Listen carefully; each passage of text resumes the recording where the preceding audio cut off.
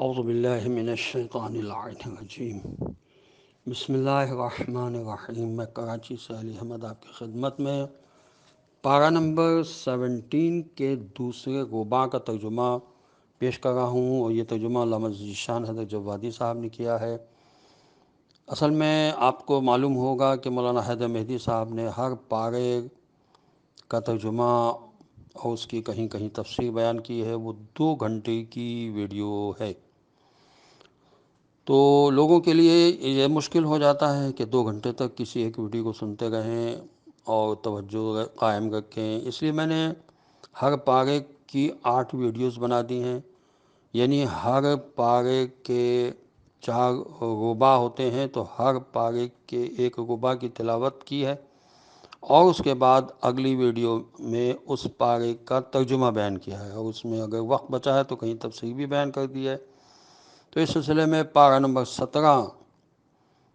کے دوسرے رباع کا ترجمہ میں اس وقت پیش کر رہا ہوں۔ انشاءاللہ اگر وقت بچا تو آخر میں کچھ تفسیر بھی بیان کر دی جائے گی انشاءاللہ۔ بسم اللہ الرحمن الرحیم۔ جب انہوں نے اپنے مربی باپ کہتے تھے اس سے، لیکن وہ تھے چچا، ان سے کہا اور اپنی قوم سے کہا کہ یہ مورتیاں کیا ہیں جن کے گرد تم لوگ حلقہ باندھے ہوئے ہو؟ تو ان لوگوں نے کہا کہ ہم نے اپنے باپ دادا کو بھی انہی کی عبادت کرتے ہوئے دیکھا ہے۔ ابراہیم علیہ السلام نے کہا کہ یقیناً تم و تمہارے باپ دادا سب کھلی ہوئی گمراہی میں ہیں۔ ان لوگوں نے کہا کہ آپ کوئی حق بات لے کر آئے ہیں، یہ خالی کھیل تماشا ہی کرنے والے ہیں؟ تو ابراہیم علیہ السلام نے کہا کہ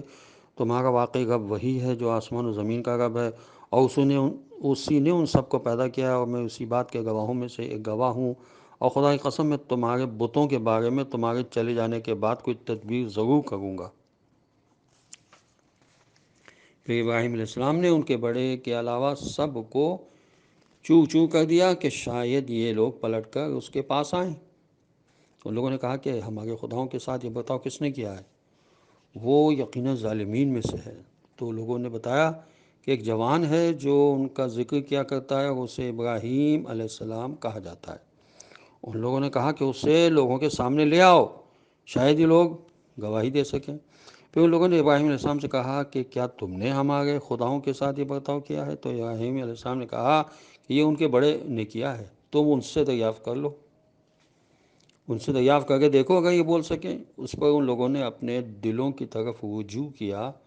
اور آپس میں کہنے لگے یقیناً تم ہی لوگ ظالم ہو۔ اس کے بعد ان کے سر شرم سے جھکا دیے گئے اور کہنے لگے ابراہیم علیہ السلام تمہیں تو معلوم ہے کہ یہ بولنے والے نہیں ہیں۔ ابراہیم علیہ السلام نے کہا کہ پھر تو خدا کو چھوڑ کر ایسے خداؤں کی عبادت کیوں کرتے ہو جو نہ کوئی فائدہ پہنچا سکتے ہیں اور نہ نقصان؟ حیف ہے تمہارے اوپر اور تمہارے ان خداؤں پر جنہیں تم نے خدائے برحق کو چھوڑ کر اختیار کیا ہے،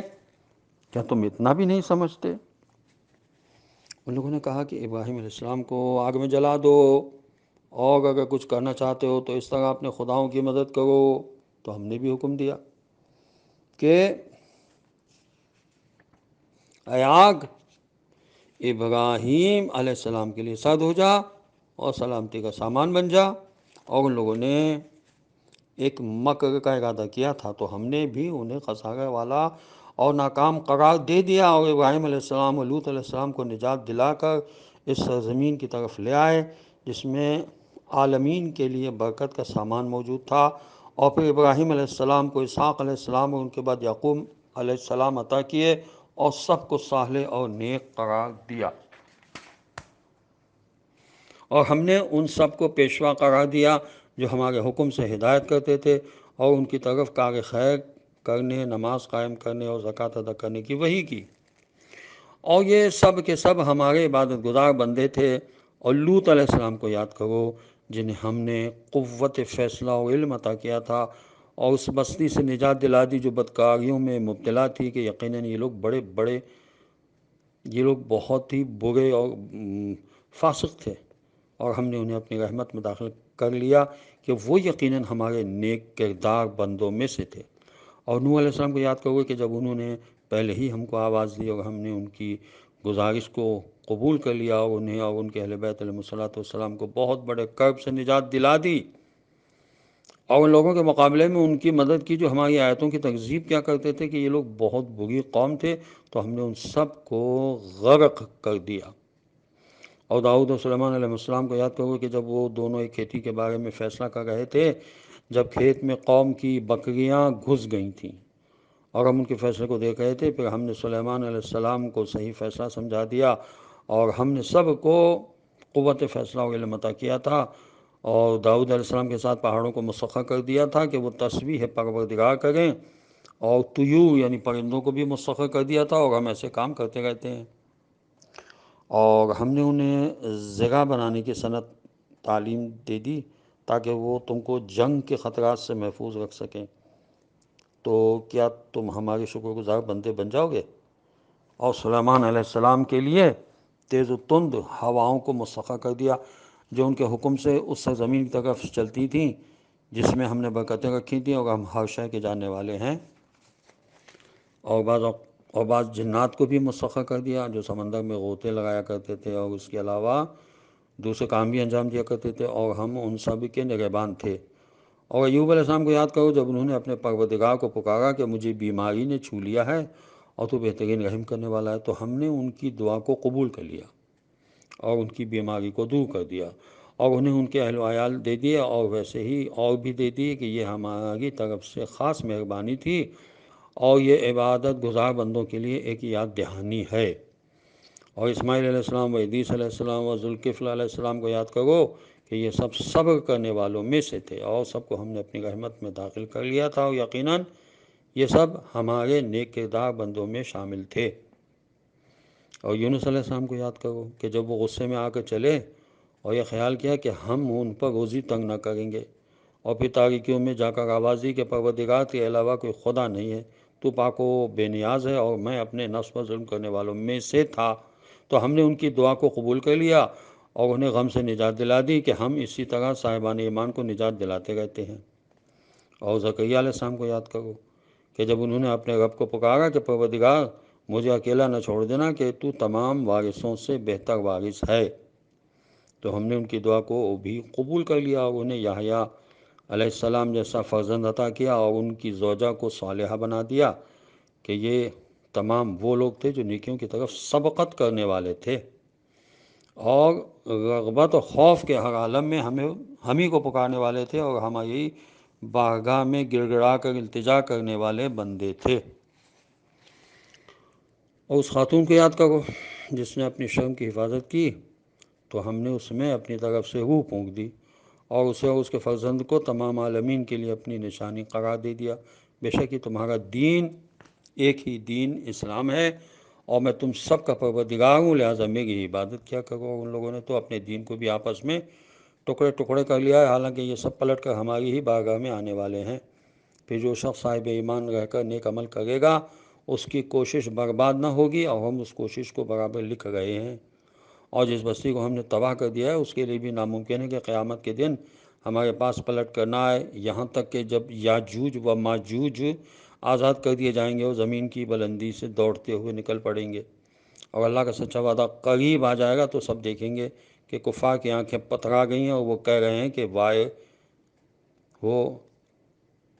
ہمارے حال پر کہ ہم اس طرف سے بالکل غفلت میں پڑے ہوئے تھے، بلکہ ہم اپنے نفس پر ظلم کرنے والے تھے۔ یاد رکھو کہ تم لوگ خود اور جن چیزوں کی تم پرستش کر رہے ہو سب کو جہنم کا ایندھن بنایا جائے گا، اور تم سب اسی میں وارد ہونے والے ہو۔ اگر یہ سب واقعاً خدا ہوتے تو کبھی جہنم میں وارد نہ ہوتے، حالانکہ یہ سب اسی میں ہمیشہ ہمیشہ رہنے والے ہیں۔ جہنم میں ان کے لیے چیخ و پکار ہوگی اور وہ کسی کی بات سننے کے قابل نہ ہوں گے۔ بے شک جن لوگوں کے حق میں ہماری طرف سے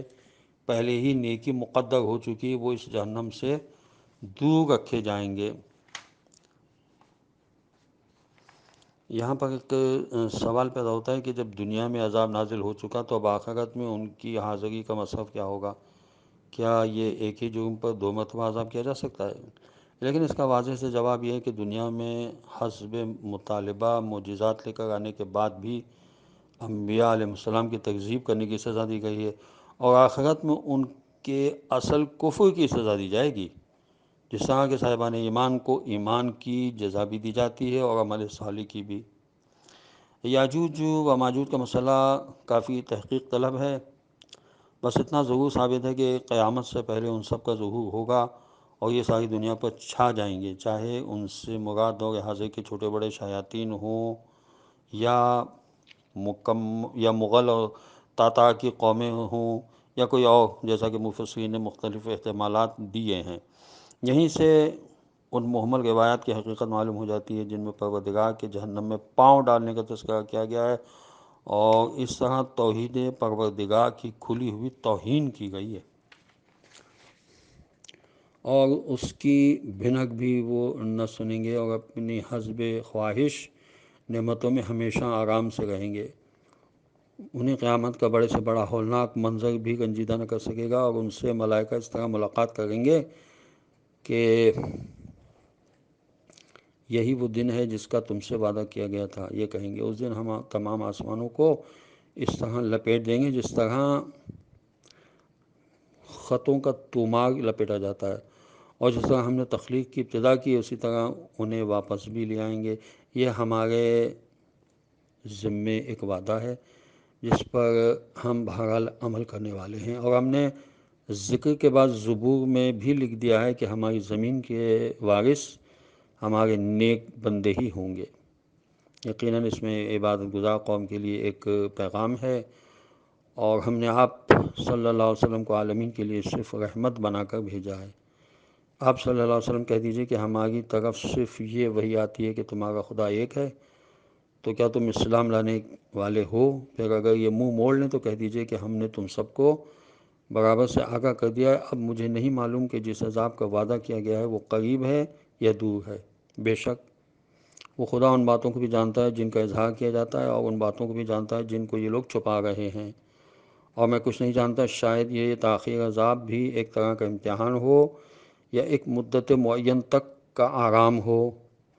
پھر پیغمبر صلی اللہ علیہ وسلم نے دعا کی کہ پروردگار ہمارے درمیان حق کے ساتھ فیصلہ کر دے، اور ہمارا رب یقیناً مہربان اور تمہاری باتوں کے مقابلے میں قابل استعانت ہے۔ خدا کا شکر ہے یہاں پہ ترجمہ ختم ہوا۔ نیک کردار بندوں کی وراثت اور سلطنت کا ذکر زبور میں بھی ہے، اور اس سے پہلے توریت وغیرہ میں بھی تھا، جس سے صاحبان کردار کی تسکین قلب کا سامان مہیا کیا گیا ہے کہ ان کی یہ ریاضتیں دار دنیا میں بھی برباد ہونے والی نہیں ہیں، اور بالآخر دنیا کا آخری قبضہ انہی کے ہاتھوں میں ہوگا، جس کے ذریعے وہ نظام الہی کو رائج کریں گے اور ملک خدا میں قانون خدا کا نفاذ ہوگا، اور اس طرح ان کی دیرینہ حسرت پوری ہوگی اور انہیں ان کی محنتوں کا ثمرہ حاصل ہوگا۔ اس کے بغیر غرض تخلیق مکمل نہیں ہو سکتی، اور کائنات ناتمام کی ناتمام ہی رہ جائے گی۔ دنیا میں شر و فساد کے لیے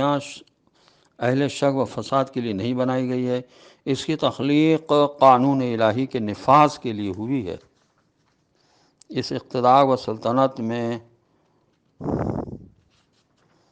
تو دیر اور تعمل اور تشکیک کی کوئی گنجائش نہیں ہے۔ اگر اہل باطن اور بے ایمان و بد کردار افراد اپنی عیاریوں سے دنیا کے حاکم ہو سکتے ہیں اور نظام عالم کو چلا سکتے ہیں، تو رب العالمین کے نیک بندے کیوں وارث نہیں ہو سکتے، وہ نظام دنیا کو کیوں نہیں چلا سکتے؟ اہل باطل کو ہمیشہ یہی خوش فہمی رہی ہے کہ دنیا پر ہمارے علاوہ کوئی حکومت کرنے کے قابل نہیں ہے، لیکن خدا کا شکر ہے کہ اب دھیرے دھیرے یہ حقیقت واضح ہوتی جا رہی ہے کہ باطل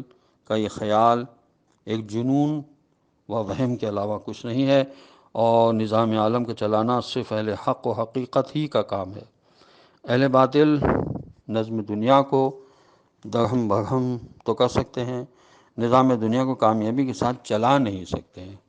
خداوند عالم جلد سے جلد امام زمانہ کا ظہور ہو، ان کی دنیا پر حکومت قائم ہو۔ خدا ہمیں توفیق عطا فرمائے کہ ہم ان کی نصرت کریں، ان کے اعوان و انصاروں میں شامل ہوئیں، اور ان کے قدموں پر اپنی جان نثار کریں۔ السلام علیکم ورحمۃ اللہ وبرکاتہ۔